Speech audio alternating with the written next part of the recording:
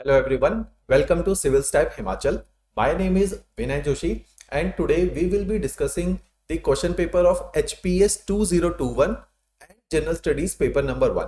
और जैसा कि मैंने आपको बताया था और टेलीग्राम में हमने शेयर भी किया है कि out of 28 questions 25 question has been put up from our notes plus lectures plus our mains test series.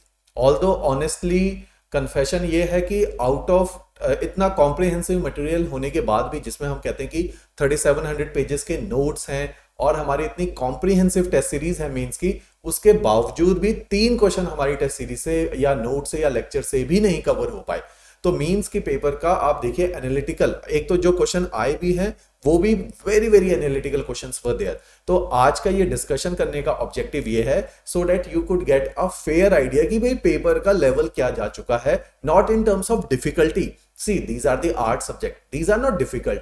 यहाँ पे एनालिटिकल अप्रोच की आवश्यकता है और जो कन्वेंशनल वे से जैसे कोचिंग में पढ़ाया जाता है, जहां पर भी आप पढ़ते हैं या आप खुद भी सेल्फ स्टडी करते हैं, तो आपको आइडिया आएगा इस डिस्कशन के बाद कि अभी भी आपके कंटेंट में और अप्रोच में, दो चीजें लिख लो, कंटेंट और अप्रोच दोनों में कितनी भारी कमी है और आपने उस कमी को फिर कैसे दूर करना है. That I will be discussing, I will discuss at the latter half of the session.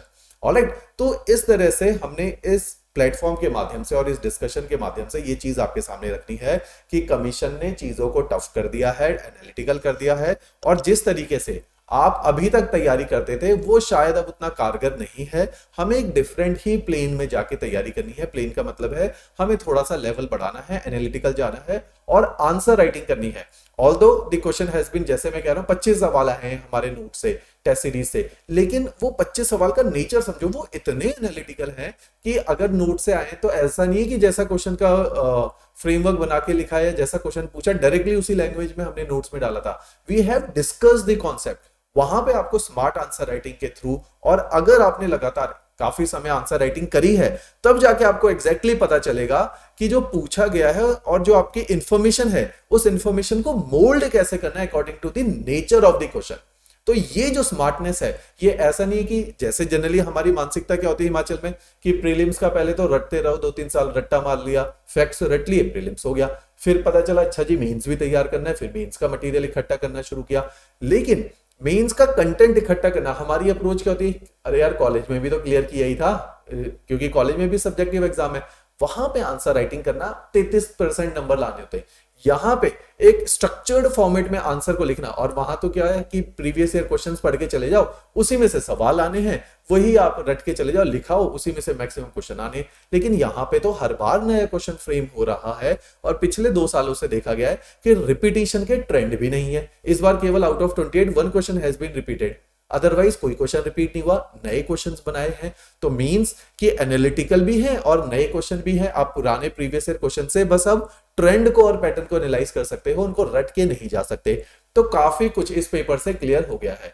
तो मेरा भी आप लोगों से ये डिस्कशन करने के पीछे ऑब्जेक्टिव है कि आप लोगों को भी पता चले अब पेपर का लेवल क्या जा चुका है और हमें अपनी तैयारी को कैसे अपग्रेड करना है समय के साथ.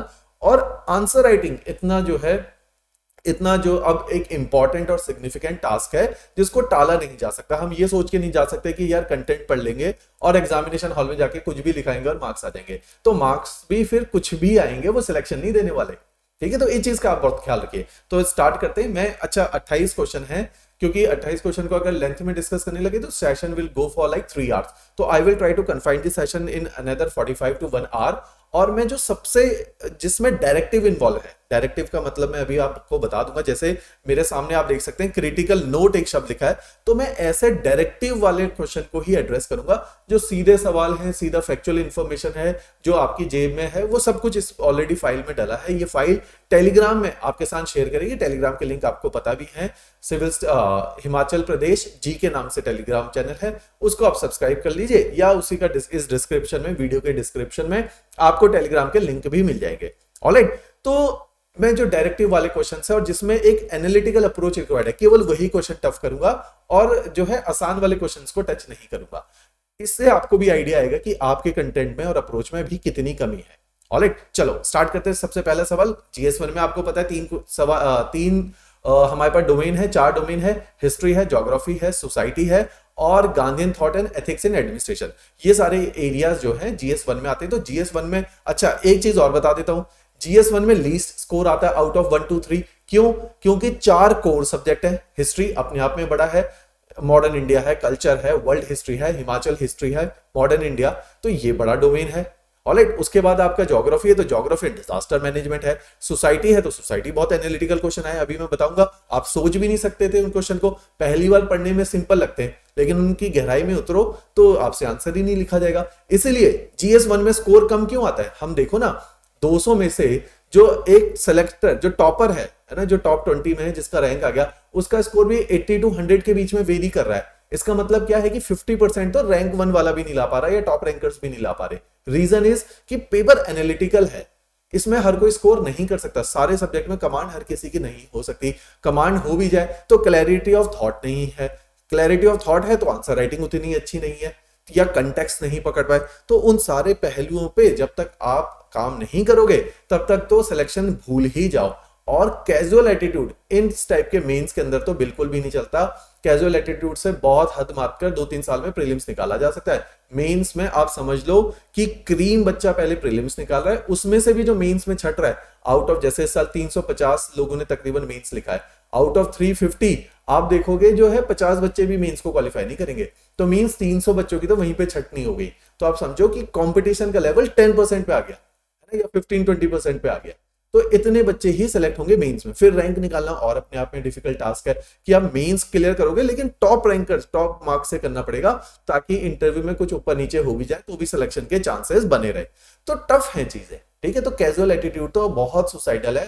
कैजुअल एटीट्यूड से तैयारी करने से अच्छा है कि तैयारी मत करो, क्योंकि उससे क्या होगा कि अननेसेसरी समय, इतने सारे साल भी खराब हो गए, ऑल्टरनेट कोई करियर भी नहीं डेवलप हो पाया। तो मींस अगर तैयारी करनी है तो पूरी शिद्दत से करनी है, वरना छोड़ दो, अदरवाइज आपका ऑल्टरनेट करियर भी कॉम्प्रोमाइज होना स्टार्ट हो रहे हैं। ऑलराइट, तो इसी अप्रोच से हम लोग जो है गाइड करते हैं आपको कि एटलीस्ट अपने करियर को स्पॉइल आप मत करो, कि ये वाला वो टाइम नहीं है जब करियर को स्पॉइल किया जा सके। ऑलराइट, चलो क्विकली देख लेते session. Write a critical note on major sipahi mutinies before 1857। तो देखो, सबसे पहले इस क्वेश्चन में क्या है कि जनरली क्वेश्चन 2 लेवल पे डिफिकल्ट है। जनरली 1857 से सिपाही, पुरानी सिपाही म्यूटिनी हमें नहीं पता होती कि ये इतना पॉपुलर नहीं है। हमें पीजेंट रिवोल्ट पता है, ट्राइबल रिवोल्ट पता है, सिपाही म्यूटिनी हो सकता है किसी ने नहीं पढ़ी हो, 1-2 बहुत पॉपुलर है। मैं एक का एग्जांपल यहाँ पे वेल्लोर म्यूटिनी ऑफ 1806 यहाँ पे कोट करूंगा। सबसे पहले क्रिटिकली एनालाइज। अब देखो क्रिटिकल नोट, यहाँ पे सवाल पैदा होता है कि एग्जैक्टली लिखनी क्या थी परिभाषा, अंडरस्टैंडिंग ऑफ द क्वेश्चन क्या है। जब क्रिटिकल नोट एक बार लिख दिया है तो आपने ब्रीफली बताना है कि जो सिपाही म्यूटिनी हो रही है इनके कारण क्या होते हैं सिपाही म्यूटिनी के। तो यहां पे आप समझो, इन्होंने रीजन पूछा नहीं है, इन्होंने इनडायरेक्टली कैसे पूछा, क्रिटिकल नोट की फॉर्म में। आप बोलोगे सिपाही म्यूटिनी जो हो रही है इनके रीजन होते हैं कि जब ब्रिटिश ने हिंदुस्तान में फौजों का गठन करना शुरू किया तो हर उस टाइम पे आइडेंटिटी, अपने आप में रिलीजियस आइडेंटिटी, कल्चरल आइडेंटिटी बहुत ज्यादा गहरी खुदी हुई थी हमारे अंदर। तो ये जो आइडेंटिटीज है, रिलीजियस और कल्चरल आइडेंटिटीज, इनके सिंबल भी हम लोग कैरी करते थे। मतलब समझो, जैसे जो ब्राह्मण है ना, या जैसे जो ब्राह्मण है वो सर पे टोपी लगाना नहीं पसंद कर रहा, ब्रिटिश की हैट नहीं लगा रहे। जो मुसलमान है उससे कह रहे हैं कि आप दाढ़ी को ट्रिम करके रखो, क्योंकि आप फौज में हो, फौज का मतलब होता है यूनिफॉर्मिटी, सब एक जैसे दिखे, वहां पे और कोई आइडेंटिटी को एग्जिस्ट नहीं कर सकती। तो सबको न्यूट्रलाइज करना चाहते हैं ताकि सबके बीच में एक सॉलिडेरिटी आए। हर कोई आइडेंटिटी कैरी करेगा तो हेट्रोजेनिटी आ जाएगी। हेट्रोजेनिटी के अंदर डाइवर्सिटी और हेट्रोजेनिटी फौज में बिल्कुल एक्सेप्टेड नहीं होती, क्योंकि वहां पे लाइन ऑफ कमांड फॉलो करना है। तो ब्रिटिश चाहते हैं यूनिफॉर्मिटी आए, हिंदुस्तानी चाहते हैं उनकी आइडेंटिटी मेंटेन रहे। उस चक्कर में कॉन्फ्लिक्ट पैदा हो गया मल्टीपल। आपको पता है 1857 में वो जो कार्टरेज वाला इशू था वो भी रिलीजियस कॉन्फ्लिक्ट, रिलीजियस एंगल से पैदा हुआ।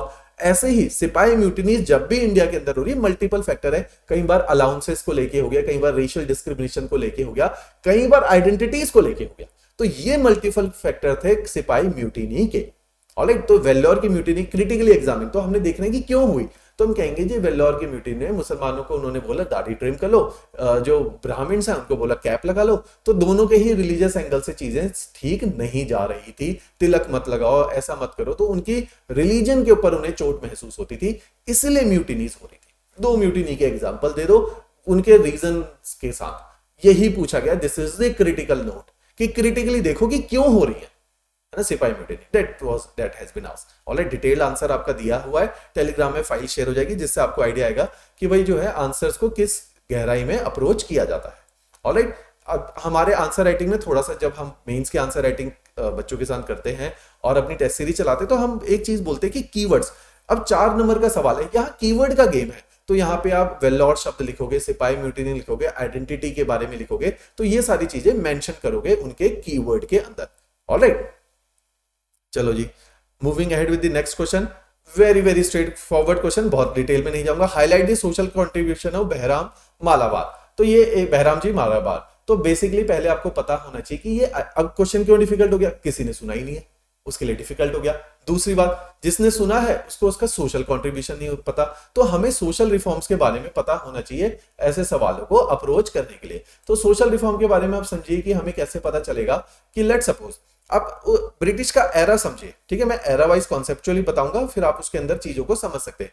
देखो, जब ब्रिटिश हिंदुस्तान में आते हैं तो हिंदुस्तान के अंदर जो सबसे पहले रिफॉर्म शुरू होते हैं, जब ब्रिटिश हिंदुस्तान आए तो हमारी सोसाइटी के जो कमियां हैं वो उजागर होने लगे, क्योंकि आज तक हमें बहुत चीजें ऑब्वियस लग रही थी, लेकिन जब ब्रिटिश आए तो उन्होंने हाईलाइट करी, यार ये ऑब्वियस नहीं है जो तुम्हें ऑब्वियस लग रहा है। जैसे हमको सती प्रथा बड़ी ऑब्वियस लग रही थी, हाँ अगर हस्बैंड मर जाता है तो औरतों को जला ही देना चाहिए, क्या बड़ी बात है, तो हमारे लिए ऑब्वियस थी। ब्रिटिश आए, उनको बड़ा वियर्ड फील हुआ, उन्होंने कहा यार ये क्या बात हुई कि आपने एक विमेन को जिंदा जला दिया, तो चीजें हाईलाइट हो रही है। फिर उन्होंने देखा इंडिया में तो अनटचेबिलिटी होती है, फिर उन्होंने लगा ये तो बड़ी वियर्ड प्रथा है, तो धीरे धीरे हमारी सोसाइटी के अंदर जो कमियां हैं वो उजागर होने लगी। साथ ही आप समझो ब्रिटिश, अभी यहाँ एक एजुकेशन का सवाल आएगा, ब्रिटिश ने एजुकेशन स्प्रेड कर दी हिंदुस्तान में, इंग्लिश एजुकेशन दे दी। इंग्लिश एजुकेशन क्या थी कि ब्रिटेन और फ्रांस में उस टाइम पे आप समझो वर्ल्ड हिस्ट्री के साथ एनलाइटमेंट का दौर चल रहा है, इंडस्ट्रियल रेवोल्यूशन आ रहा है, आइडियाज का जन्म हो रहा है, डेमोक्रेसी की बात हो रही है, इक्वालिटी की बात हो रही है, फ्रीडम की बात हो रही है। हमारे जो बड़े रिफॉर्मर्स थे, जैसे राजा राम मोहन रॉय को modern India first father of modern India क्यों बोला जाता है, पहला पढ़ा लिखा आदमी था जो मॉडर्नाइजेशन, मॉडर्न आइडिया क्या है, idea of equality and freedom, ठीक है, वो बराबरी की बातें कर रहा है, वो अनटचेबिलिटी के अगेंस्ट है, वो सती प्रथा के अगेंस्ट है, तो वो मॉडर्न बातें कर रहा है। मॉडर्न का मतलब है नई विचारधारा, जो नई विचारधारा, हर चीज मॉडर्न ही है, नई विचारधारा जो ऑब्जेक्टिवली ड्रिवन है। तो राजा राम मोहन रॉय ऑब्जेक्टिविटी की बातें कर रहा है, इसलिए फादर ऑफ मॉडर्न इंडिया है। उसी टाइम पे आप देखो वो पूरा जो 19th सेंचुरी है, ये 1800 का जो दशक है, उस टाइम पे सोशल रिफॉर्म्स बहुत हुए, ज्योतिबा फूले भी वही हैं, तिलक भी वही हैं, गोखले भी वही हैं, ठीक है, देवेंद्रनाथ टैगोर भी काम कर रहे हैं, ईश्वर चंद्र विद्यासागर भी काम कर रहे हैं, आर्य समाज का भी काम वही है, विवेकानंदा का भी काम उसी एरा का है। तो समझो उस एरा को, उस एरा के अंदर ब्रिटिश आए और उन्होंने एजुकेशन दे दी।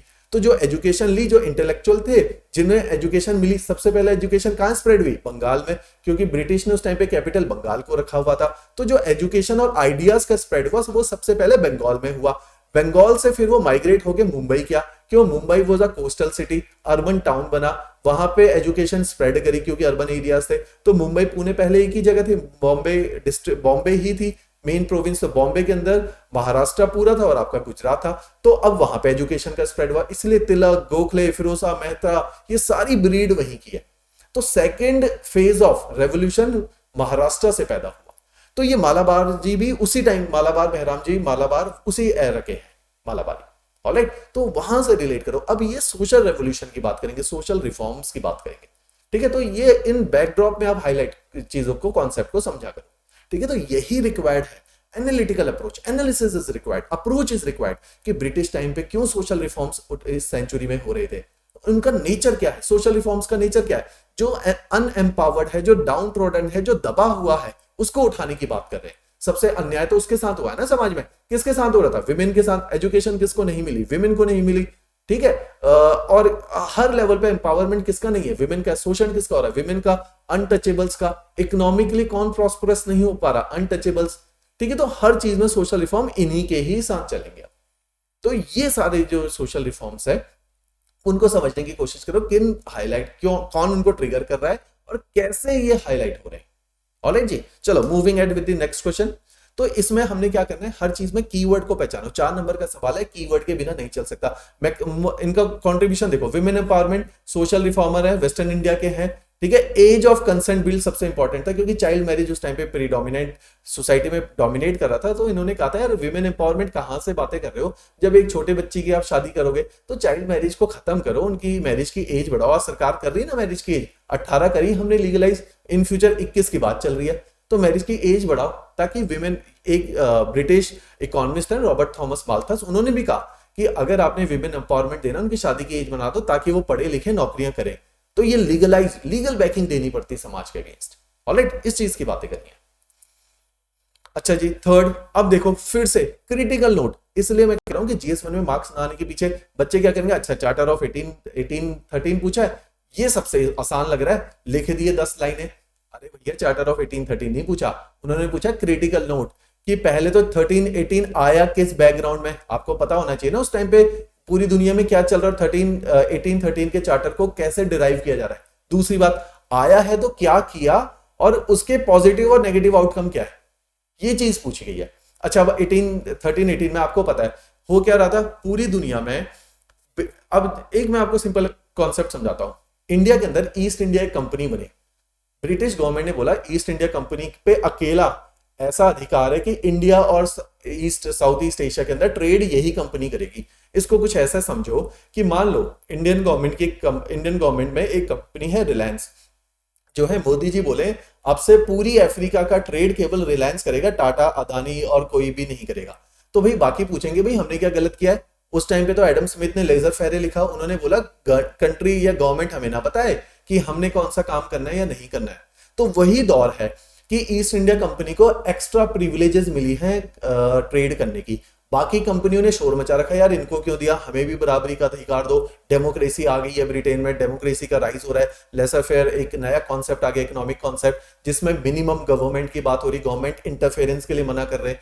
इसीलिए आपका उन बैकड्रॉप में चार्टर एक्ट ऑफ 1813 आया। दूसरा, इंडियन लोग गालियां दे रहे हैं कि आपने एजुकेशन के लिए हमारे उसमें क्या किया है। तीसरी बात, गवर्नमेंट चाहती कि एजुकेशन दे, क्यों, इतनी बड़ी गवर्नमेंट मशीनरी चलानी, क्लर्क है ही नहीं तो क्लर्क पढ़ाना जरूरी है, उनकी भाषा का एडमिनिस्ट्रेशन चलाने के लिए अंग्रेजी देना जरूरी है।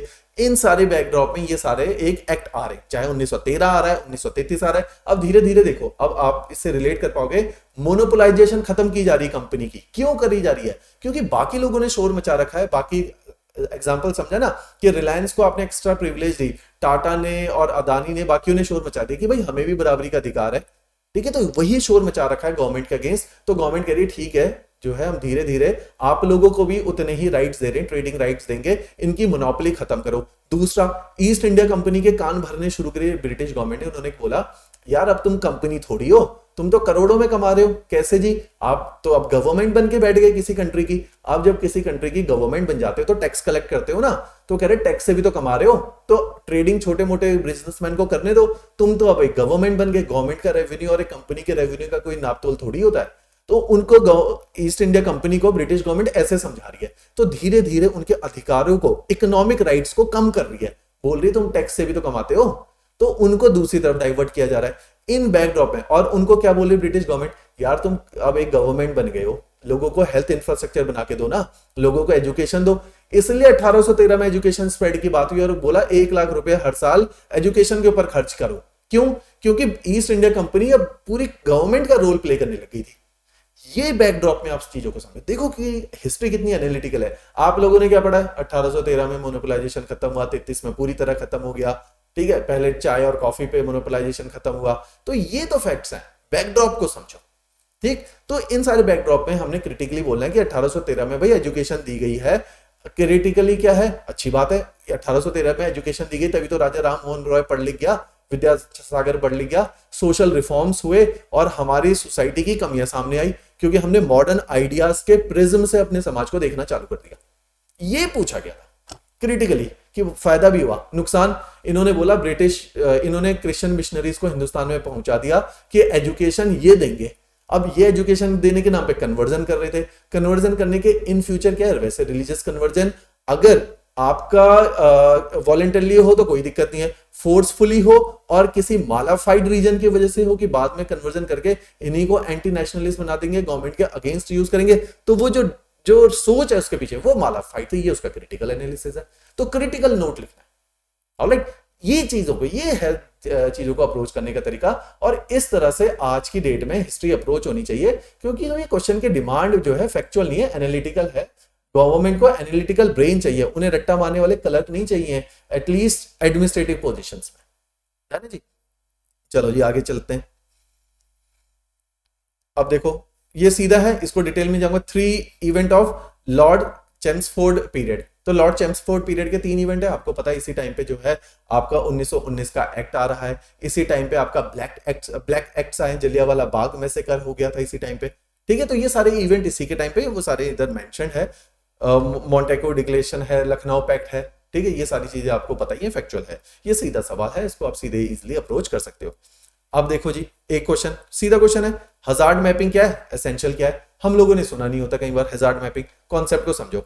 हजार्ड मैपिंग, हिंदुस्तान में हजारों प्रकार के हजार्ड आ सकते हैं, मोटे मोटे बता देता हूं, हिंदुस्तान की शक्ल बना लेना। अच्छा एक चीज, ज्योग्राफी के questions without map you are going to lose at least 1 marks in each question if you are not drawing a map. If 7 to 8 question has been asked from the domain of geography, if you are making 7 to 8 map in each of the question, you are making a map, means you are gaining extra 1 to 2 marks in each question, means in totality you are supposed to gain 8 to 10 good marks। तो आप 8 से 10 marks केवल map work से बढ़ा सकते हो। तो make sure geography में मैपिंग करके आ रहे हो, डन है जी। यहाँ पे देखो हैजार्ड मैपिंग क्या होता है, बोलो जी। हैजार्ड, इंडिया के अंदर बहुत सारे हैजार्ड बहुत सारे प्रकार के आते हैं। अगर पहले से ही एक मैप तैयार कर लिया जाए, जैसे मैंने नोट्स में भी दिया है हैजार्ड प्रोफाइल ऑफ इंडिया, कि एक मैप बना लिया गया है जो ये बताए कि हिंदुस्तान में कौन कौन से हैजार्ड कहां कहां पर आएंगे, ताकि कीवर्ड डिजास्टर प्रिपेयर्डनेस बेटर हो पाए, प्रिवेंशन एंड मिटिगेशन बेटर हो पाए, आप लोगों की जानों को दाव पे लगाने से पहले आप प्रिपेयर्ड हो, ताकि loss of life and property कम हो जाए। ये ऑब्जेक्टिव से किया जाता है। Why is it essential? It is essential to save the life and property of the nation, that's why it is essential. तो हैजार्ड मैपिंग के कॉन्सेप्ट को पकड़ो, फिर एक डायग्राम बना दो जी। हैजार्ड मैपिंग में कौन करता है? कीवर्ड्स, एनडीएमए, अलग अलग एजेंसी के साथ। कौन सी एजेंसी? एमडीएमए ने पूछा यार ये बताओ कि बारिशों वाला कौन सा हैजार्ड है। उन्होंने यार जी बारिशों से ट्रॉपिकल साइक्लोन भी आते हैं, बारिशों से ड्राउट भी लिंक्ड है, बारिशों से फ्लड भी रिलेटेड है। उन्होंने कहा अच्छा जी, आईएमडीबी से बोला एक मैप बना के दो हमें फटाफट कि इंडिया के अंदर जो इस प्रकार के डिजास्टर हैं, चाहे वो फ्लड के हैं, ड्राउट के हैं, क्लाउड बर्स्ट के हैं, ट्रॉपिकल साइक्लोन के हैं, वो कहां कहां पे आएंगे, हमें मैप बना के दो। इन्होंने दे दिया मैप बना के। तो मींस क्या है कि आपका हैजार्ड मैपिंग के ऊपर इन्होंने जो है एक मैप बना के दिया आईएमडी की मदद से। फिर उन्होंने कहा मिनिस्ट्री ऑफ माइंस को बुलाओ, लैंडस्लाइड तो यही देखते हैं ना, तो जियोलॉजिकल सर्वे ऑफ इंडिया से पूछा ये बताओ लैंडस्लाइड कहां कहां आते हैं। उन्होंने बना के दिया जी ये जो पहाड़ी इलाका है और थोड़ा सा वेस्टर्न घाट जहां बारिशें ज्यादा हैं, रॉक्स अनस्टेबल हैं, ज्यादा बारिश होती है, क्लाउड बर्स्ट हो जाता है, यहां पे जो है लैंडस्लाइड एज अ डिजास्टर आता है। उन्होंने कहा मैप बना के दो, तो ये मैप है। तो ये एक हैजार्ड मैपिंग होगी। फिर उन्होंने पूछा अच्छा अर्थक्वेक भी तो आता है इंडिया में। उन्होंने कहा कौन रिस्पॉन्सिबल है? मिनिस्ट्री ऑफ अर्थ साइंस है, ठीक है। और मिनिस्ट्री ऑफ अर्थ साइंस से पूछा बनाओ जी एक मैप। उन्होंने एक मैप बना के दे दिया नेशनल सिस्मिक इंस्टीट्यूट की मदद से। और उन्होंने कहा ये हिमालयाज ही है जहां प्लेट के जंक्शन है, यहां पे हैजार्ड आता है। एक छोटा सा मैप बनाना था, इसलिए एसेंशियल है। ऑलराइट, क्योंकि जाने बचानी है। डिजास्टर प्रिपेयर्डनेस, देखो डिजास्टर प्रिपेयर्डनेस का एक स्टेप है जिसके अंदर हम प्रिवेंशन एंड मिटिगेशन पे ध्यान रखते हैं ताकि कम से कम जान और माल का नुकसान हो। सिंपल सवाल, कीवर्ड से भरा हुआ, ठीक है। नेक्स्ट क्वेश्चन देखो, इसमें मॉडल आंसर डिटेल्ड है।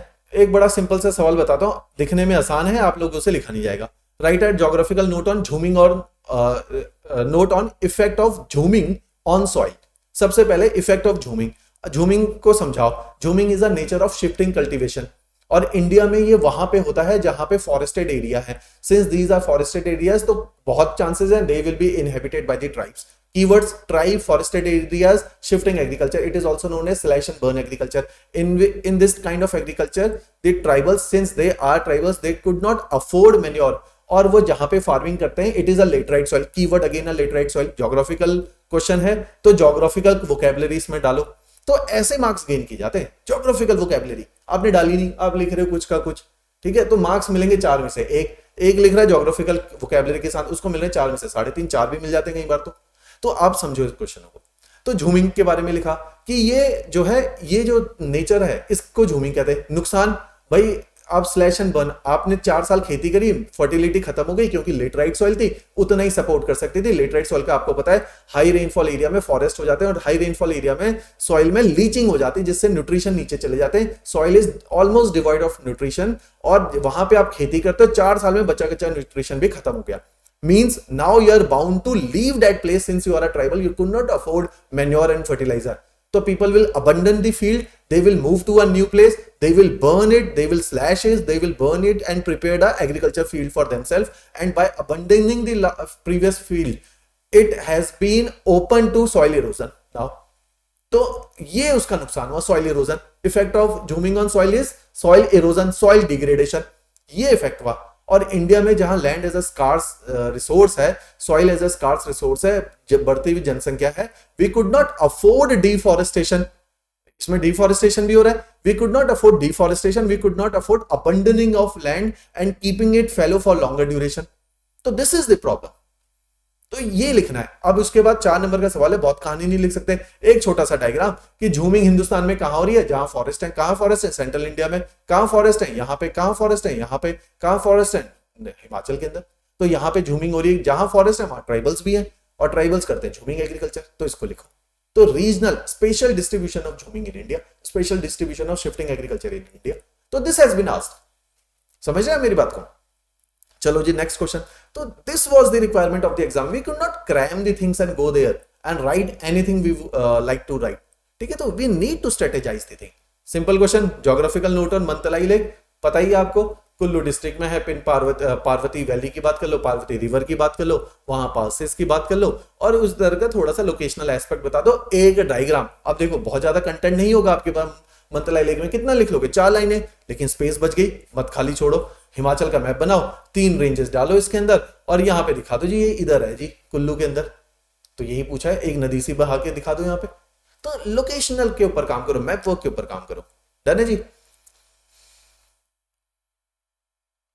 चलो again this is the question I like, बहुत अच्छा क्वेश्चन, बहुत खूबसूरत क्वेश्चन।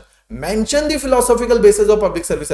99% लोगों ने कर ही नहीं पाए होंगे, क्यों? उन्होंने क्या लिखा होगा, ऑब्जेक्टिविटी, ट्रांसपेरेंसी, है ना जी, और जो है एम्पैथी, सिंपैथी, ये सारी बातें लिखाए होंगे। ये तो पूछा ही नहीं है उन्होंने, वैल्यूज थोड़ी पूछा है, कोर वैल्यूज, उन्होंने पूछा है फिलोसॉफिकल बेसिस कि पब्लिक सर्विस है क्या चीज। तो आप बोलोगे डेमोक्रेसी के साथ लिंक करो, पब्लिक सर्विस का मतलब है गवर्नमेंट वो सारी सर्विसेज दे जो लोगों को देनी है। कौन सी सर्विस? हेल्थ, एजुकेशन, इलेक्ट्रिसिटी, पानी, ट्रांसपोर्टेशन, ठीक है, security, law and order, defence, ये सब है पब्लिक सर्विस। लेकिन पूछा फिलोसॉफिकल बेसिस, ये क्यों दे, पूछा है क्यों दे। आप वैल्यूज लिखते हो, वो है ड्रिवन बाय किन वैल्यूज, लेकिन ये सर्विसेज क्यों दे? बोलो गवर्नमेंट ने जब 1947 में आजादी ली थी तो लिखा नहीं था प्रीएम्बल में सोशल जस्टिस देंगे, लिखा नहीं था इक्वालिटी ऑफ अपॉर्चुनिटी देंगे, लिखा नहीं था इक्वालिटी ऑफ स्टेटस देंगे, लिखा नहीं था freedom of thought and expression and belief. ये है कोर वैल्यू ऑफ, ये है फिलोसॉफिकल बेसिस। मींस गवर्नमेंट ने बोला है हम कंपैशनेट होकर वेलफेयर स्टेट बनाएंगे, तुम्हारा ध्यान रखेंगे, तुम्हें स्पिरिचुअल अवेकनिंग करवाएंगे। ये सब क्यों किया जाता है? Keyword quality of life improve करने के लिए, इंडिविजुअल अपनी फुल पोटेंशियल को रियलाइज कर पाए, स्पिरिचुअलिटी को गेन कर पाए, ठीक है? तो उसकी एक लाइफ, जैसे अमर्त्य सेन क्या कहते हैं, जिंदा रहना लाइफ नहीं है, a life had should have a meaning. ये सब देने के लिए फिलोसॉफिकल बेसिस है पब्लिक सर्विसेज का, इसलिए सरकार आपके पीछे लगी रहती है ये सारी सर्विसेज देने के लिए, so that you can realise your full potential. अगर गवर्नमेंट नहीं होगी, कुछ नहीं दिया होगा, तो हम भी स्टेटलेस सोसाइटी जंगल में रह रहे होंगे और जानवरों की तरह ही we could not realize our full potential. तो government is creating an environment of equality, freedom, equity and opportunity in which every individual could realize his or her full potential. तो this is the philosophical base. तो this has been asked. heavy question है भाई, है ना? ये generally कोई पढ़ाया जाता नहीं है, ना आप पढ़ सकते हो, ना किसी किताब में लिखी होगी ये बात जो मैंने आपको बताई है। तो ये किताबी नहीं है, आप समझो, ये 10वीं का बोर्ड नहीं है जो मैं बार बार बोल रहा हूं।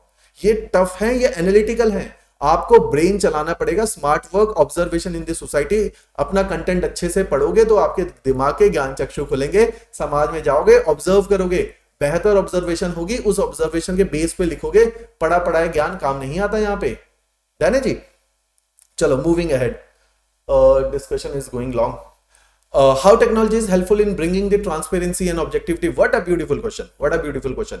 टेक्नोलॉजी हाउ, विच नहीं पूछा, लिख के मत आ जाना e governance v governance. How technology, आप पूछो बोलो जी keyword good governance, UN model, आप बोलो transparency and objectivity are the prerequisite for the good governance in the nation and government has committed to become an effective and efficient government.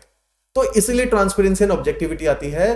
Light is the guarantee against theft, so is the transparency against the corruption. Corruption शब्द आना है, corruption minimize हो, spoil system ना आ जाए, इसलिए transparency is very much required. अब how technology could be helpful, अब ट्रांसपेरेंसी आने के लिए टेक्नोलॉजी बढ़ावा कैसे देगी ट्रांसपेरेंसी को। मैं अपने कमरे में बैठ के 4 बच्चों को पढ़ा रहा हूं, ये बात पूरे देश को पता चलती है टेक्नोलॉजी की मदद से। कैमरा लगा दो, पूरे देश को दिखा दो।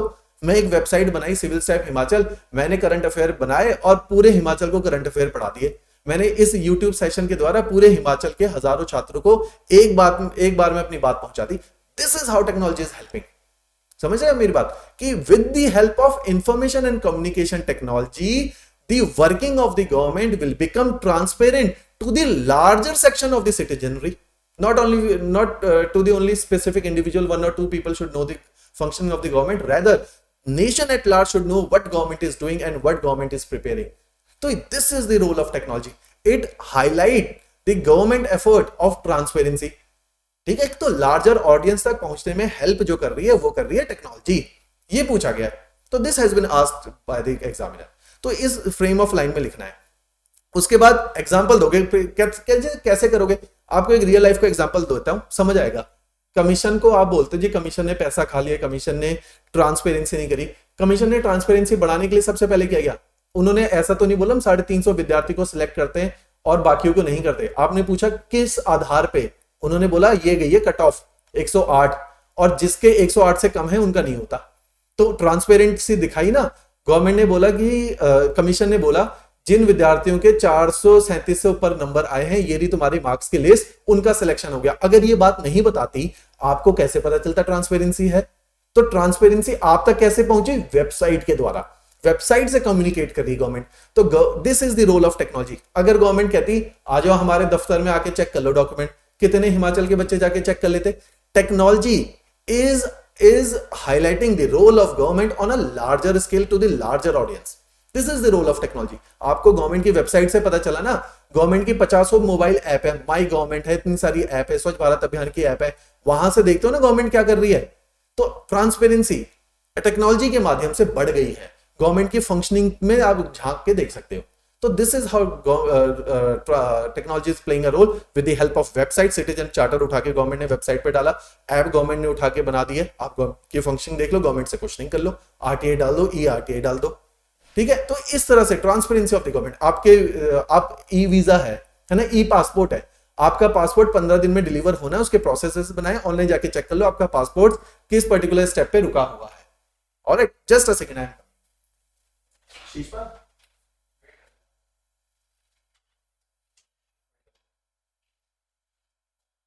ठीक है, तो इन सारी चीजों के आधार पे हमें समझना पड़ेगा कि क्या पूछा गया। ऑलराइट, तो ये सारे कीवर्ड्स मैंने दिए हुए, एग्जांपल्स आपके कोड किए हुए, उन लाइट्स में आप चीजों को समझेंगे। चलो जी, moving ahead with the next question. देखो अब कितना ब्यूटीफुल क्वेश्चन है। How right of the differently able, उन्होंने नहीं पूछा कि what welfare scheme has been floated for the differently abled person. उन्होंने कहा हाउ राइट्स, शब्द भी देखो, rights of the differently able have able to improve the quality of life for themselves, कि उनको जो अधिकार दिए गए हैं, स्पेशल अधिकार दिए गए हैं, उससे क्या इजाफा हुआ है उनकी क्वालिटी ऑफ लाइफ में। हाउ, तो आप बोलोगे बिल्कुल भाई उनके लिए आप स्टैच्यूटरी प्रोविजन मत लिखो, अब यहाँ पे आप बोलो फंडामेंटल राइट के तहत उनको कुछ स्पेशल अधिकार दिए हैं, जैसे रिजर्वेशन दिया है, ताकि भाई आज की डेट में एक व्यक्ति जो डिसेबल है, वो चल के स्कूल तक नहीं जा सकता, वो फिजिकली नहीं देख पाता, वो मेरे साथ कैसे कंपीट करेगा? मैं तो चंडीगढ़ में बैठा हूं, गवर्नमेंट एजुकेटेड हूं, बेस्ट ऑफ द कोचिंग और इंटरनेशनल लेवल पे एक्सपोजर है। तो मींस आपको उसको कुछ तो इक्विटी देनी पड़ेगी, कुछ तो कुशन देना पड़ेगा। तो वो कुशन क्या है? वो है आपका रिजर्वेशन।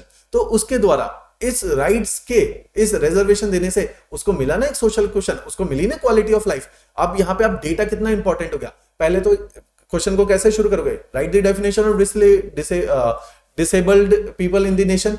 ठीक है। तो डिसेबल्ड लोग, डिफरेंटली एबल्ड लोगों की परिभाषा लिखो। उसके बाद आप लिखो people are not disable, our infrastructure is disable, our policies are disable, this is the quantum of people who have been called as a differently abled. Data quote करो, ठीक है, करोड़ों में परसेंटेज में कोट करो, हिमाचल के डेटा कोट करो, उससे आपको एक ट्रू पिक्चर आएगी, फिर अपनी बातें आगे रखना शुरू करो। तो at least you should have the fact and figure कि क्यों गवर्नमेंट राइट दे, क्योंकि इतनी बड़ी तादाद में है भाई लोग, इसलिए राइट देने जरूरी है। See the facts which has been put up in the answer कि 2011 सेंसेक्स कहता है कि 2.5 करोड़ से ज्यादा लोग डिफरेंटली एबल्ड है। तो भाई इतना बड़ा वॉल्यूम है, इनको क्या एड्रेस नहीं किया जाएगा? तो इसलिए ऑलराइट, तो ये सारी चीजें अब डेटा से कहीं ना कहीं सपोर्ट करोगे स्टेटमेंट को। चलो जी, moving ahead, discuss how cultural tourism. अब देखो क्वेश्चन, अब लोगों को अभी तक कल्चर ही नहीं पता हिमाचल में। जब मैं आंसर चेक करता हूं, क्लैरिटी ऑफ कल्चर समझो। Cultural tourism is a tool of socio economic development. सीधा सवाल, इससे सवाल नहीं हो सकता था। कल्चरल टूरिज्म का मतलब पैराग्लाइडिंग नहीं है, आप ये समझो। कल्चरल टूरिज्म का मतलब है आपकी कल्चरल एस्पेक्ट को दिखा के टूरिस्ट को प्रमोट करना, उससे सोशो इकोनॉमिक डेवलपमेंट तो ऑब्वियसली होगा। सोशो कैसे होगा? इकोनॉमिक हो गया, पैसा आ गया, सोशो। भाई बाहर स्टेट से एक नया व्यक्ति आपके कल्चर को देखने आया है, वो अपने साथ भी तो एक कल्चर लाया है। तो आपका ये जो सोशो इकोनॉमिक डेवलपमेंट है, बेसिकली आपकी खुद की धारणा, since you are exposing yourself to the very very different kind of people, तो उसकी वजह से उनका कल्चर का भी रिपरकशन आपके कल्चर के ऊपर पड़ेगा। आप देखोगे लोग अंग्रेजी बोलते हैं, आप भी अंग्रेजी बोलोगे। आप देखते हो लोग जीन्स पहनते हैं, आपने जीन्स पहननी शुरू कर दी, ठीक है। तो उनके कल्चर का इन्फ्लुएंस आपके ऊपर भी पड़ेगा। तो सोशो इकोनॉमिक डेवलपमेंट, नए नए आइडियाज आएंगे, वुमेन एम्पावरमेंट के आइडियाज आएंगे, क्योंकि नए लोग बाहर से आए हैं, वो नया आइडिया लेकर आए, वो शहर से आए हैं। ऑलराइट, तो इस तरह से सोशो इकोनॉमिक डेवलपमेंट। अब कल्चरल टूरिज्म के बारे में लिखना है, सारा नहीं लिखना। आपने बोला कल्चरल टूरिज्म की वजह से कौन से हैं? टेंपल्स, आर्किटेक्चरल साइट, जो भी आपके फोर्ट्स वगैरह हैं, टेंपल वाली साइट, फेयर वाली साइट, फेस्टिवल वाली साइट, तो इन सब का जो टूरिज्म है वो कल्चरल टूरिज्म का एस्पेक्ट होगा। या मोनेस्ट्री टूरिज्म, वही टेंपल और रिलीजियस साइट्स वाला, जो बुद्धिस्ट सर्किट है, रिलीजियस सर्किट है, हमारा स्पिरिचुअल सर्किट है, उसकी बातें करनी है। ऑलराइट, तो दिस हैज बीन आस्क्ड। तो आपने रिस्ट्रिक्ट करना है, सारे टूरिज्म नहीं लिखना, केवल कल्चरल का एस्पेक्ट लिखना है। चलो जी, ये बहुत सीधा है। Discuss the belief and practice during the birth and death of Kinnaur tribe. बहुत स्ट्रेट फॉरवर्ड है, आपको आता ही है हिमाचल का ये वाला सवाल, कुछ नया नहीं है इसमें, कोई डायरेक्टिव कोई कठिन नहीं है, कोई एनालिसिस इन्वॉल्व नहीं है। हाउ फार, अब देखो ये है सवाल, हाउ फार। ये डायरेक्टिव 99 क्या 100% लोगों ने सुना भी नहीं होगा। हाउ फार का क्या मतलब होता है? Agree the recreational and amusement are becoming the part of cultural tourism. Recreational and amusement शब्द को समझो, कल्चरल टूरिज्म समझो। रिक्रिएशनल का मतलब है कि मैं आनंद लेने के लिए, है ना, आराम करने के लिए जो है ये काम कर रहा हूं। तो उस केस में मैंने कहा कि रिक्रिएशनल एंड कल्चरल टूरिज्म के अंदर जो है, अब ये जो है रिक्रिएशनल और कल्चरल अम्यूजमेंट कल्चरल टूरिज्म का भी पार्ट है। हाँ जी है। क्यों है? क्योंकि भाई अब मैं फेस्टिवल देखने जा रहा हूँ, फेयर देखने जा रहा हूँ, तो मैं एज अ टूरिस्ट अब आ रहा हूँ आपके स्टेट के अंदर, ठीक है। मैं देखने आ रहा हूँ कि भाई हिमाचल का कल्चर कैसा है, हिमाचल के मंदिर कैसे दिखते हैं, मोनेस्ट्रीज कैसे दिखती हैं, किस धर्म को फॉलो करते हैं। तो ये कल्चरल एस्पेक्ट्स है टूरिस्ट का, टूरिज्म का। तो इन सबको देखने आ रहा हूँ। How far do you agree are becoming part, कुछ हद तक मैं जो है एग्री करता हूं, सारे हद तक नहीं, कि रिक्रिएशनल एंड अम्यूजमेंट के लिए, कि केवल मैं कल्चरल टूरिज्म के लिए आता हूं, नहीं जी। मैं पैराग्लाइडिंग भी करने जाता हूं, मैं रिवर राफ्टिंग भी करने जाता हूं, मैं एडवेंचर टूरिज्म भी करने जाता हूं, मैं नेचुरल एस्थेटिक ब्यूटी को अप्रिशिएट करने भी जाता हूं।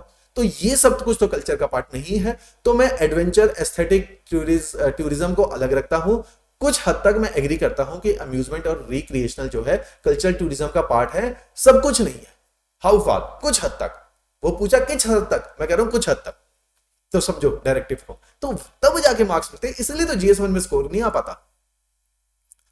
चलो जी, डिस्कस द चेंजिंग पैटर्न। अब देखो चेंजिंग पैटर्न, उन्होंने पैटर्न ऑफ ट्राइब्स में पूछा, changing pattern of tribes in Himachal Pradesh, changing pattern of families among tribes.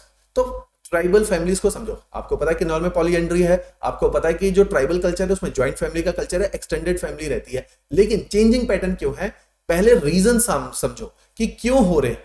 देखो डिस्कस का मतलब होता है बातचीत, जनरल बातचीत, क्यों हो रहा है। आप रीजन को आइडेंटिफाई करो। आप बोलो जी समय के साथ जो है एजुकेशन स्प्रेड हो गई, लड़कियां पढ़ने बाहर चली गई हैं, over the time women empowerment हो गया। जो traditional role of tribal society था विमेन का, वो चेंज हो गया। अब वो नौकरियां भी करती हैं, वो एडमिनिस्ट्रेटिव जॉब में भी आप जानते ही हैं। तो वो इस तरह से चेंजिंग रोल हो गया। अब उसकी वजह से धीरे धीरे एक्सटेंडेड फैमिली, जॉइंट फैमिली टूट के न्यूक्लियर फैमिली में चली गई, अर्बन एरियाज में मूव हो गई, अपने जो एंसेस्ट्रल विलेज है उससे बाहर आ गए, जगह बदल गई। तो ये भी एक इम्पैक्ट पड़ा है चेंजिंग पैटर्न की, न्यूक्लियर फैमिली बढ़ गई। दूसरा, पॉलीएंड्री एज अ प्रैक्टिस घट रही है over a period of time. इस टाइम पे सिंपल जो है हमारी सिंगल फैमिलीज चल रही हैं, ठीक है। तो इस तरह से जो मल्टीपल मैरिज के कॉन्सेप्ट है वो भी खत्म हो गए। चेंजिंग पैटर्न, रीजन क्या है? Spread of new ideas, spread of urbanization, spread of new theme of employmentability, एक जगह से बाहर निकल के नौकरी करनी पड़ रही है। तो इन सारी फैक्टर से ये सब ट्रिगर हो रहा है और इस तरह से बदलाव हो रहा है कि न्यूक्लियर फैमिली में कन्वर्ट हो रहा है, पॉलीएंड्री एज अ प्रैक्टिस खत्म हो रही है, एक्सटेंडेड और joint family as a practice खत्म हो रही है, ठीक है। Traditional role of man and women change हो चुके हैं अब। तो ये है चेंजिंग पैटर्न। तो इसकी बात करोगे, अब नवीनता की बात करोगे। चलो जी, नेक्स्ट क्वेश्चन जो टफ है मैं उन्हीं को, अब देखो इस क्वेश्चन में मैं जरूर हाथ डालूंगा क्योंकि ये किसी ने नहीं कर पाया। पहले तो स्ट्रक्चरल एंड फंक्शनल व्यू समझ लो कास्ट सिस्टम का, फिर उसे हिमाचल में अप्लाई कर दो, कुछ भी नहीं है। स्ट्रक्चरल एंड फंक्शनल, हर कास्ट का हर कास्ट सिस्टम में एक स्ट्रेटिफिकेशन है, एक लेयरिंग है, मल्टीपल लेयर सिस्टम है, हाई कास्ट लो कास्ट है ना, ऐसे मल्टीपल बना रखा है। दूसरा, अब हर कास्ट की एक फंक्शनैलिटी, जैसे मैं एक ऑर्गेनिक बीइंग हूं, मेरे मल्टीपल ऑर्गन टेंडम में काम करें, सिंक्रोनाइजेशन में काम करें ताकि मैं जिंदा रह पाऊं। ऐसे ही पूरे समाज के चलन के लिए हर कास्ट सिस्टम का एक सोसाइटी में जिसको बोलते हैं इकोलॉजिकल नीश है, उस नीश के अंदर उसकी एक फंक्शनैलिटी भी है कि वो एक रोल भी प्ले करेगा। तो मींस कास्ट सिस्टम में स्ट्रक्चरल व्यू भी है, अलग अलग लेयर्स हैं हर कास्ट, जैसे ब्राह्मण का एक अपना रोल है, वैश्य का अपना रोल है, क्षत्रिय का एक अपना रोल है, सो कॉल्ड शूद्र का अपना रोल है। तो ये अलग अलग लेयर, और ये रोल ही नहीं है, केवल फंक्शनैलिटी नहीं है। उन्होंने कहा फंक्शनैलिटी के अंदर अलग अलग हायरार्की भी है कि ब्राह्मण टॉप पे है, क्षत्रिय टॉप पे है, फिर वैश्य है, फिर शूद्र है। ये जो स्ट्रक्चरिंग कर दी हमने, लेयरिंग कर दी, इसको बोलते हैं स्ट्रक्चरल व्यू। हिमाचल का एग्जांपल दे दो, कौन सी बड़ी बात है, ठीक है जी। और फंक्शनैलिटी आपको हर कास्ट की पता ही है। इसमें एक्स्ट्रा क्या लिखोगे लास्ट में कि with the passage of time these structural and functional views of the caste system has been changed because of the spread of new ideas, spread of the urbanization, spread of the new education system, है ना, and changing role of every caste, उसकी वजह से बदलाव आ चुके हैं। शहरों में ये नहीं चलता। देन अब देखो, मैं इसका केवल डायरेक्टिव एड्रेस करूंगा। Examine critically the boundary settlement. Critically आपने बाउंड्री सेटलमेंट आपको पता ही है, वन साइडेड हो गया था, जो जीत गए थे उन्होंने लूट लिया जर्मनी को, जिसकी वजह से सेकंड वर्ल्ड वॉर भी हुआ, हिटलर भी नाराज था। लेकिन आप बोलो क्रिटिकली, आप बोलोगे हाँ जी बाउंड्री सेटलमेंट हुआ, ये सेटलमेंट हुआ, पहले तो फीचर्स बता दोगे, फिर उसको क्रिटिसाइज करोगे, हुआ जी गलत है, ये अन्याय हुआ था, जो कंट्री हार गई तो उन पे इतनी सारी वॉर इंडेमनिटीज डाल दी, बाउंड्री सेटलमेंट ठीक नहीं हुआ, उनकी कॉलोनीज छीन ली, उनके रेवेन्यू के सोर्स मार दिए, उनकी आपको पता ही है जर्मनी की माइंस ले ली थी, रूहर वाला रीजन्स ले लिया था। तो इस तरह से आप इसको क्रिटिकली देखोगे, आप इसकी निंदा भी करोगे जहां निंदा करनी। ऑलराइट, अच्छा जी, आसान है, कोई खास बात नहीं है। Comparative study of island of Bay of Bengal and Arabian Sea. Diagram is very very important, मोटी मोटी बातें लिखनी। 8 नंबर का क्वेश्चन है, 3/4 ऑफ द पेज मिलेगा। पहला, बे ऑफ बंगाल आइलैंड जो है, अब देखो ज्योग्राफी का आंसर है, प्लेट टेक्टोनिक जरूर आना चाहिए। आप बोलोगे it has been form by the collision of the oceanic plate and since these islands are in oceanic collision, you know the formation of volcanic island is the outcome. तो these are considered as the continuation of अरमिया कोनिया, और ये volcanic in character है। Highest peak इनकी आपको पता ही है, सैडल पीक है, और ये आज भी जीवित है, एक active volcano in the form of Barren Island, हमारा आज भी एक एक्टिव वॉल्केनो है। ऑलराइट, ये बता दिया। वहां लक्षद्वीप का बता दें, these are the coral island. ऐसा माना जाता है रीयूनियन हॉटस्पॉट के टाइम में जब इंडिया मूव कर रहा था नॉर्दर्न साइड में, तो ये उस टाइम पे जो वुल्केनिज्म हुआ उसी के आइलैंड्स के ऊपर अब ये छोटे छोटे कोरल्स के अटोल्स बने, ATOLS अटोल्स बने हुए रह गए हैं। तो these are coral in their character. ये बेसिक डिफरेंस, एक अरेबियन सी का है, बे ऑफ बंगाल सी का आइलैंड है। ये इनके बेसिक डिफरेंसेस लिख दिए, ठीक है। फिर आपको छोटे मोटे डिफरेंसेस और पता है भाई, एक में 10 डिग्री चैनल है, एक में जी 9 डिग्री चैनल है, 8 डिग्री चैनल है, एक में डंकन पैसेज है, ठीक है। लक्षद्वीप आइलैंड जो है 36 आइलैंड का ग्रुप है, Andaman Nicobar more than 648 islands का ग्रुप है। तो ये थोड़ा सा और डिफरेंस है बस। 8 नंबर में इतना रिक्वायरमेंट था। कीवर्ड डालने मत भूलो, प्लेट टेक्टोनिक से रिलेशन मत भूलो, ठीक है, कोरल शब्द इस्तेमाल करना मत भूलो। अब इनके अंदर अलग अलग, दोनों के अंदर थोड़ा सा सिमिलैरिटी क्या है, दोनों में ट्राइबल कल्चर है। एंड लक्षद्वीप में जो है 99% जो population is tribal in its character. तो बस इतनी सी बात लिखनी थी। चलो जी, बहुत सिंपल सवाल, natural vegetation is the outcome of climate, explain this statement. और इंडिया का एग्जांपल देना, इंडिया का क्या एक हिमाचल का भी मैप बना दो, क्या बड़ी बात है, ठीक है, तो आप natural vegetation is the reflection of climate, yes very true, and climate itself is the reflection of rainfall and rainfall and temperature. तो उसी के संदर्भ में हिंदुस्तान में ये 3-4 प्रकार की नेचुरल वेजिटेशन है, उनके बारे में मैं आपको बताता हूँ या बताती हूँ, बस यही लिखना था। तो इसमें क्या है, natural vegetation changes with the climate and climate changes with the latitude and altitude, and in the case of Himachal Pradesh we could see with the change in altitude the climate gets change, since the climate get change the nature of vegetation get change, as in the case of the lower Shivalik the nature of the vegetation is change, in the Dhauladhar range, in the Pir Panjal range we could see different kind of forest are there, while in the upper altitude we could see कि जो Himalayas के पीछे वाला areas है जहाँ cold desert है, लाहौल स्पीति और किन्नौर का, different kind of vegetation is there. तो दिस हैज बीन आस्क्ड कि how climate impact the vegetation. Simple, Himachal का एग्जांपल कोट कर लो चाहे तो।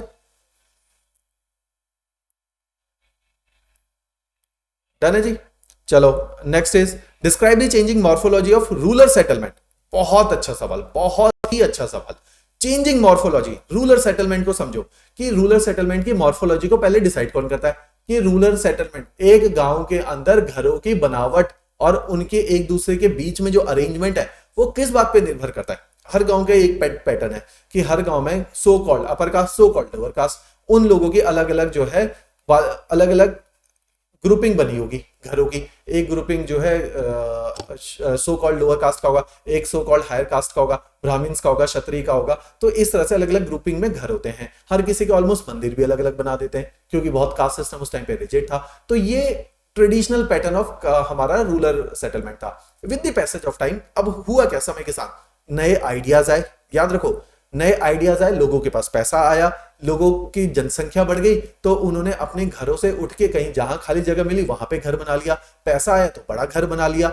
ऊपर से पंचायती राज इंस्टीट्यूशन आया, उन्होंने कहा पंचायत घर बनाओ, तो नया सेटलमेंट के अंदर ही एक नया स्ट्रक्चर बना। दूसरा क्या हुआ, धीरे धीरे एजुकेशन का स्प्रेड हुआ, उन्होंने कहा स्कूल का है, स्कूल बनाओ, तो स्कूल भी बन गया। धीरे धीरे क्या हुआ, स्कूल बन गया, तो उन्होंने कहा प्राइमरी हेल्थ केयर का है वो भी बनाओ। फिर हमारे पहले, मेरे को याद है हमारे गांव में क्या है, एक कॉमन नलका होता था हर कम्युनिटी का। क्षत्रिय का एक नलका है, ब्राह्मण का एक नलका है, शूद्र का एक नलका है, उस नलके से पानी भरते थे। नेशनल वाटर मिशन आ गया, जल जीवन मिशन आ गया, घर घर में नलके लग गए। अब जो है स्ट्रक्चर चेंज हो गया ना, उस नलके के आसपास घर बनते थे, अब उस नलके के आसपास घर नहीं बनते, कॉमन नलका नहीं रहा, तो नलके भी स्कैटर्ड हो गए। Tap has been scattered all over the places. तो this has changed the morphology of the areas. Moreover with the passage of time integrated watershed management है और रेन वाटर हार्वेस्टिंग की बात हो रही है। एक गांव में पॉन्ड भी खोदना था, फिर आपने उसका पूरा पैटर्न चेंज कर दिया क्योंकि पॉन्ड खोदने के लिए वो जगह चाहिए जहां पे पूरे गांव का स्लोप होना चाहिए था। तो धीरे धीरे with the introduction of government schemes, ये सारी स्कीम्स है, भारत निर्माण, प्रधानमंत्री ग्राम सड़क योजना, आपने बोला कि मनरेगा के थ्रू आप रूरल इंफ्रास्ट्रक्चर लोकल लेवल पे बनवाओगे, उस गवर्नमेंट स्कीम ने चेंज किया ना आपका सेटलमेंट। आपने पंचायत घर बनाया, प्राइमरी हेल्थ केयर बनाया, स्कूल बनाया, रेन वाटर हार्वेस्टिंग का स्ट्रक्चर बनाया, रोड बनाई है। क्या किया, गवर्नमेंट की स्कीम ने बदल दिया आपके रहन सहन के तरीके को। दूसरा, अर्बनाइजेशन आ गया, पैसा आ गया, पॉपुलेशन डेंसिटी बढ़ गई, आपने घर उठा के, आप ब्राह्मण हो लेकिन देखा कि दूर एक जो है क्षत्रिय के पास में एक जगह खाली है, वहां पे जाके घर बना लिया, तो आप उठ के अपनी कम्युनिटी से दूसरी जगह चले गए, सेटलमेंट चेंज हो गया आपका। तो means with the passage of time this is how this rural settlement morphology has change. तो this has been asked, very very innovative question, आप सोच ही नहीं सकते थे एग्जामिनेशन में बैठ के। तो ये नए analytical, this is the analytical approach which is based on the observation. तो this is the requirement of the examination, जिसमें आउट ऑफ बॉक्स थिंकिंग चाहिए, एनालिटिकल अप्रोच चाहिए, रटे रटाए वाले व्यक्ति नहीं चलेंगे। डन है जी। चलो जी, moving ahead with the next question. Analyse the distribution of population in India with special reference to, ये तो जी बहुत हलवा सवाल है, एज इट इज मैं कहता ही टेस्ट सीरीज में लैंग्वेज भी नहीं बदली है। With reference to spatial of very high and very low density. आप बोलो जी इंडिया में पॉपुलेशन डिस्ट्रीब्यूशन है, डेटा दो, क्या डिस्ट्रीब्यूशन है, क्या डेंसिटी चल रही है और कहां पे कैसी डेंसिटी है, ये डेटा दो पहले तो। ठीक है, डेंसिटी के डेटा दे दिए, उसके बाद बताओ कि ये क्यों है, पॉपुलेशन डिस्ट्रीब्यूशन में वेरिएशन क्यों है। आप बताओ, सबसे पहले तो ज्योग्राफिकल फैक्टर है कि जहां पे extreme of the climate and topography है, लोग पसंद नहीं करेंगे बसना, इसलिए तो हिमाचल और पूरे हिमालयाज के अंदर, नॉर्थ ईस्टर्न के अंदर, फॉरेस्टेड एरियाज के अंदर, डेजर्ट के अंदर, where there are geographical extremities, geographical extreme areas, people do not like to settle over there, and that's why population density is very low, as we could say in the case of Arunachal Pradesh. While in the Indo-Gangetic plain and the coastal plains of India, where climate is pleasant, soil is very conducive for living, and availability of water is there, these three geographical conditions promote the population, high population density, and that's why Great Plains of India and the coastal plains of India are densely populated. दोनों area बता दिए. उसके बाद other factors, जहां पे minerals है वहां पे इंडस्ट्रीज है, इंडस्ट्रीज है तो शहरीकरण है, शहरीकरण है तो लोग हैं, तो resources, industries, urbanisation and population explosion. That's why metropolitan cities like Delhi, Mumbai, Gurgaon and Bengaluru and Calcutta are densely and Chennai are densely populated since these are the cluster of industries. तो this has been asked with diagram. Geography का सवाल है, बिना diagram के तो चल ही नहीं सकता. आप समझे मेरी बात? चलो जी, moving ahead with the next one. Describe how. अब देखो कितना खूबसूरत सवाल. Describe how fair and festival are the true exhibitor of cultural heritage and tradition. Describe how. वो कह रहा है कल्चरल हेरिटेज समझो. कल्चरल हेरिटेज का हिंदी में मतलब है हमारी विरासत, ट्रेडिशन, जैसा चली आ रही है परंपरा, विरासत और परंपरा जो है fair and festival true exhibitor है. Describe how. आप बोलोगे हमारी परंपरा है कि जो है आदमी को त्याग करना चाहिए, तो हम एक दीपावली त्योहार बनाते हैं जिसमें एक रामचंद्र जी जो है पूरा राज्य का त्याग करते हुए श्रीलंका से अपनी बीवी को लेके यहां तक वापस आए. एक हमारा फेस्टिवल है होली, जो वैल्यू बेस्ड फेस्टिवल्स हैं. तो ये हमारे ट्रेडिशनल को जिंदा रखते हैं, ये हमारी सोच को जिंदा रखते हैं, ये हमारे हेरिटेज को जिंदा रखते हैं. हेरिटेज क्या है? A feeling, a philosophical mooring कि जिसमें हम त्याग की भावना को बढ़ावा दे रहे हैं. ऑलराइट, तो इस तरह से हमारे जो कल्चर और ट्रेडिशन है, ये जो हमारे फेयर एंड फेस्टिवल है, ये इन सारी चीजों के ही उदाहरण हैं और इन सारी चीजों को कंटिन्यूट रखने में एक काम करते हैं. Describe how. तो इस तरीके से ये कामयाब है. तो इसमें आप फेयर एंड फेस्टिवल, हिमाचल के 4 फेयर डाल दो, ठीक है, 2 फेस्टिवल डाल दो. बैसाखी है, हमारी ट्रेडिशनल है कि हार्वेस्टिंग है, हम लोग खेती करने वाले लोग थे. हार्वेस्टिंग साइकिल के साथ बैसाखी, ओनम, पोंगल, ये सब कुछ को रिलेट हो जाता है हमारा, क्योंकि हार्वेस्टिंग एग्रीकल्चर कम्युनिटी थी. चाहे आज हम उस लेवल पे एग्रीकल्चर नहीं करते. 46% of the Indian population is now engaged in agriculture as per the new economic survey of India.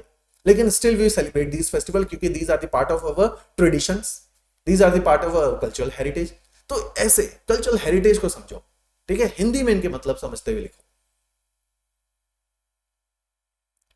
Simple है. How do the rules of descent and alliance of kingship आपको पता है कॉन्सेंगुइनल है ना, और दूसरी अफाइनल है. उनके रूल्स कैसे चेंज होते हैं आपको पता है कि दोनों के अपने ही सेट ऑफ रूल्स हैं. किसी में एंडोगैमी अलाउ करते हैं, नहीं करते हैं, तो अपने ही सेट ऑफ रूल्स हैं as per the religion and the culture. तो उसके हिसाब से आपने ये रूल्स लिखने थे. सिंपल सवाल. और एज इट इज हमने टेस्ट सीरीज में डाला है ये वाला. Throw light on the emergence and the growth of early medieval state of Kangra. Political and historical question है. मेडाइवल टाइम पे कैसे कांगड़ा एज अलग अलग रूलर, संचार सन, घमंड, इनके बारे में आप लिख दोगे, ठीक है, एवोल्यूशन लिख दोगे कांगड़ा का. तो मुझे नहीं लगता कि ऐसा कोई कठिन था. Highlight the cultural heritage of Himachal Pradesh. Cultural heritage आपको पता चल गया कि विरासत क्या है Himachal Pradesh with special reference to popular temple. Cultural heritage तो बहुत कुछ है, केवल टेम्पल नहीं है, हमारे किले भी कल्चरल हेरिटेज है. हमारी जो शुरू से लेजेंड, जो कहानियां है, जो लिटरेचर है, वो भी कल्चरल हेरिटेज है. तो कल्चरल हेरिटेज तो सब कुछ है, लिटरेचर भी उसका पार्ट है, वो भी तो विरासत में मिला है हमें. एक सोच, एक फिलोसॉफिकल, एक जो हमारा देवी देवताओं के प्रति रुझान, ये भी तो विरासत का पार्ट है. ये भी तो हमारी फिलोसॉफिकल और थ्योरेटिकल अंडरपिनिंग है, मूरिंग है, जिसको मैं बोलता हूं. तो ये सब में से highlight the cultural heritage of Himachal सारी बता दी. फिर special reference to popular temples, 4 popular temple लिख दी. बस ये पूछा है. कल्चरल हेरिटेज पे सवाल आ रहे हैं, कल्चर पे आ रहे हैं, इनका ध्यान रखिए कि कल्चर शब्द को समझिए, उसकी हेरिटेज को समझिए. हर साल 2 से 3 क्वेश्चन आ रहे हैं ऐसे. डिफाइन द वर्ड रीत, टर्म रीत. एक अकेला 28 सवालों में ये सवाल है जो रिपीट हुआ, अदरवाइज एक सवाल रिपीट नहीं हुआ. Discuss the attitude of hill state toward रीत कस्टम. ये आप देख लेना अपने आप, ठीक है. स्ट्रेट था इसलिए मैं इसको टच नहीं करा. और आपको पता है समय का भी जो है काफी लंबा सेशन हो गया. Although I was expecting it to be for 1 hour, उतने में हो जाएगा. देखो ये सवाल मैं बहुत अच्छे से डिस्कस करना चाहता था, इसलिए मैं थोड़ा जल्दी में भी था. Critically examine the major famines following in India during the period of 1858 और 47. also highlight the recommendation of major famine commission during this period. recommendation आपको पता है, फैक्चुअल है. critically examine critically को मैं बताऊंगा कि मेजर फेमाइन्स के बारे में लिखना है. आप बोलो इस पीरियड में ही फेमाइन्स क्यों आ रहे हैं? पहली बात. आप बोलो ब्रिटिश ने हमारे पूरे एग्रीकल्चर पैटर्न को बदल दिया क्योंकि उनको पैसा कैश में चाहिए था. they have promoted the cash crop in India and they have forced the farmer to grow indigo, sugarcane, cotton. All the commercial crops has been grown in India, including tobacco, tea, coffee, which were the requirement of the British industries, और जिन्होंने British को cash में पैसा देने की demand करी थी. And our traditional method of cropping, that is the cultivation of millets, has been reduced drastically. And क्योंकि रिड्यूस हो गया, एंड ब्रिटिश ने एग्रीकल्चर इंफ्रास्ट्रक्चर में, इरिगेशन में एक पैसा खर्च करके राजी नहीं थे, जिसकी वजह से इंडिया का आपको नेचर ऑफ मॉनसून पता है, it is pulsating in nature. Sometime it is El Nino year, sometime it is La Nina year, sometime it is normal year. 3 साल के बाद, 4 साल के बाद जैसे ही बारिशें कम हुई, आपकी फसल पूरी सूख गई, and this drought has been converted into famines. Drought is सूखा, फेमाइन दिस इज भूखमरी. सूखे को भूखमरी में बढ़ाने वाले ब्रिटिश की खराब पॉलिसी थी. एक टाइम पे राजा होता था, अगर सूखा आता था तो वो अनाज बंटवाता था ताकि भूखमरी से लोग ना मर जाए. ब्रिटिश ने 1942 में 30 लाख हिंदुस्तानियों को भूख से मरने दिया because of the poor policies. तो this has been done deliberately by the British. Critically examine. गालियां दो गया ब्रिटिश को यहां भर भर के. ठीक है, तो ये डिमांड ऑफ द क्वेश्चन है. आप क्रिटिकली बताओ कि क्यों नहीं हुआ? क्योंकि इंफ्रास्ट्रक्चर बिल्ड नहीं हुआ इरिगेशन में. क्यों नहीं हुआ? क्योंकि उन्होंने सारी क्रॉप को कन्वर्ट कर दिया. अगर मिलेट उगाते तो सूखे को झेल जाती है हमारी मोटा अनाज वाली क्रॉप. रागी, बाजरा पहले हिमाचल में उगाते थे, आजकल तो यहां भी नहीं उगा रहे. तो रागी, बाजरा, ज्वार, मिलेट्स उगाते थे. इनको उगाते, थोड़ा ड्राउट आ भी जाता तो कुछ तो क्रॉप होती, खाना खाने के लिए जिंदा रहते. इन्होंने लगवाया शुगर केन, इन्होंने लगवाया कॉटन, वहां पे तो भूखमरी आ गई. ऑलराइट, तो ये पुअर पॉलिसी है, इसका क्रिटिकल एनालिसिस करना था. तो ऐसे आपने क्रिटिकली अप्रोच करना है. वही मैं बोल रहा हूं कि एनालिटिकल अप्रोच है, ये सीधे सवाल नहीं है हिस्ट्री के. और हिस्ट्री में देख लो एनालिसिस आए. ज्योग्राफी सीधा सवाल होता है. Geography is not about analysis, history is about analysis, society and culture is about analysis. देखो ये क्वेश्चन कितना खूबसूरत क्वेश्चन है. सोसाइटी से why gender dimension of social stratification. Gender के बाद एक कॉमा होता तो बेटर होता.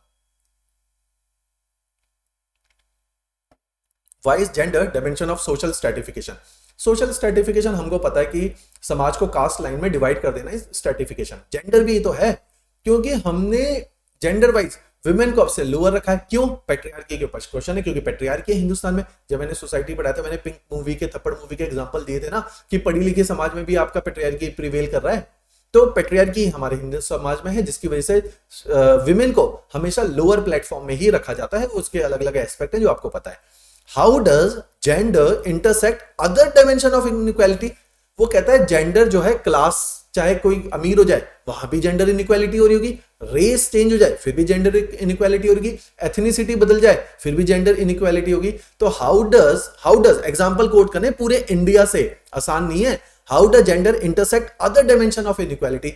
जैसे क्लास के अंदर क्लास के बेसिस भी इनइक्वालिटी होती है, कास्ट के बेसिस पे भी इनइक्वालिटी होती है, रेस में भी होती है, एथनिसिटी. जैसे एग्जांपल लेते हैं क्लास के बेसिस में. कैसे?